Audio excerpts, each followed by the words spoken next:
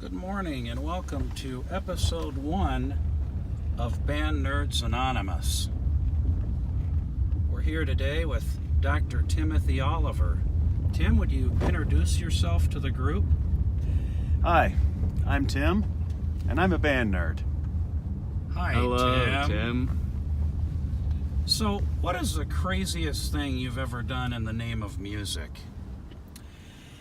The most vivid memory I have of that was when I was an undergraduate student, and I was at Truman State University in the Showboat Gamblers Marching Band, as they called it back then.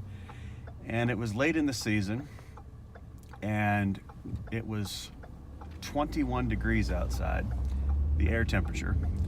And I vividly remember that we all really didn't care much about the football game that day. We were just trying to stay warm, but we ended up wearing not our band uniforms, but a bunch of coats and hats, and some of us put uniform pieces on top of our coats and hats. And I remember at the end of the game, trooping by the stands as we always did.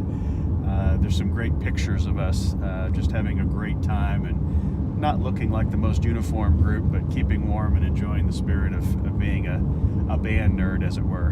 And it was a lot of fun. Nothing better than the band nerd life.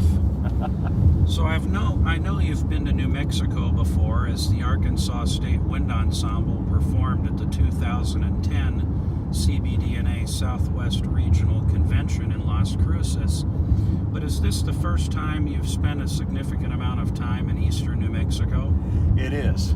I've been through here once or twice on various trips, but as far as being here in Portales and on the Eastern New Mexico University campus, this is the longest I've been here, and it's been a great experience. Some fantastic things happening here.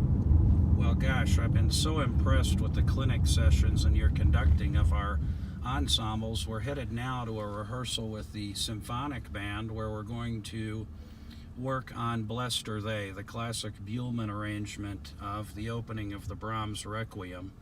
What's been your general impression regarding the students at ENMU and the Department of Music in general? I think they are very flexible in the sense that when you're a guest at, whether it be a high school honor band or a collegiate setting like this, not everybody is receptive to suggestion and altering things. They've learned it the way they've learned it. And one of the things that I was incredibly impressed by yesterday is that the students did everything I asked to the very best of their ability, and they were very flexible and very willing collaborators. And so I think that's something that's a reflection of you as well as the rest of the faculty, and that's not always the case everywhere. I really appreciate you saying this. You know that this is the first time that the ENMU Band Directors Workshop, the New Mexico thing, has been sponsored officially by the National Band Association as one of its national symposiums.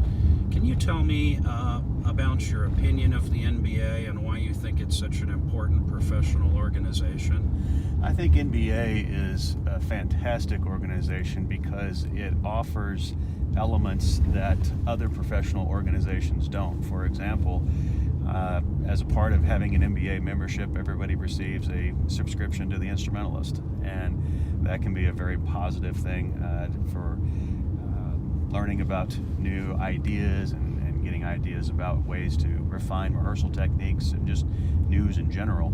I think also one of the great things about NBA is the selected music lists that they update periodically, and I think that's something that is a great resource for all music educators.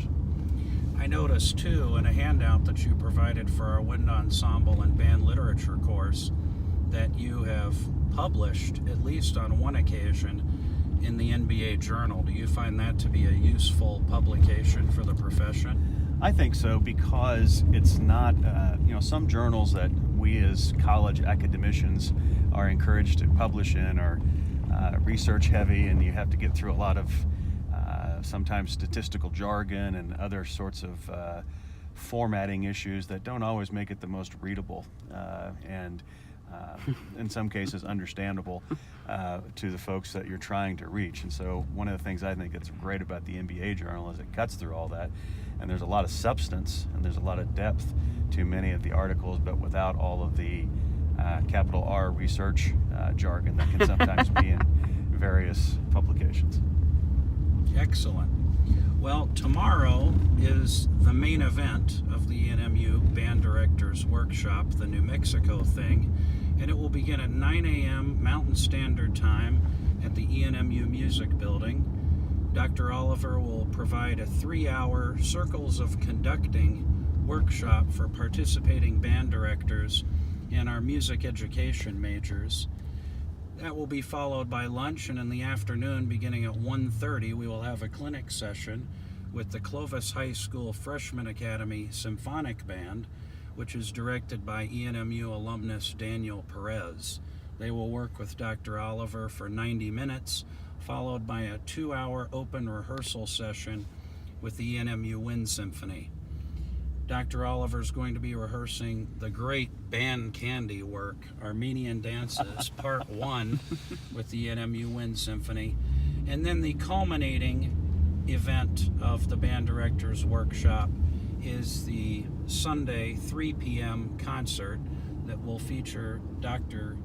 Oliver, our Assistant Director of Band, Sidney Schuler, and guest horn soloist, Ian Hewitson. We hope that you will join us for all of these events. And Tim, if you ever need the support of a fellow band nerd, you know how to get in touch with me. Thanks for coming to Portales. Thank you, Dustin. It's been a pleasure.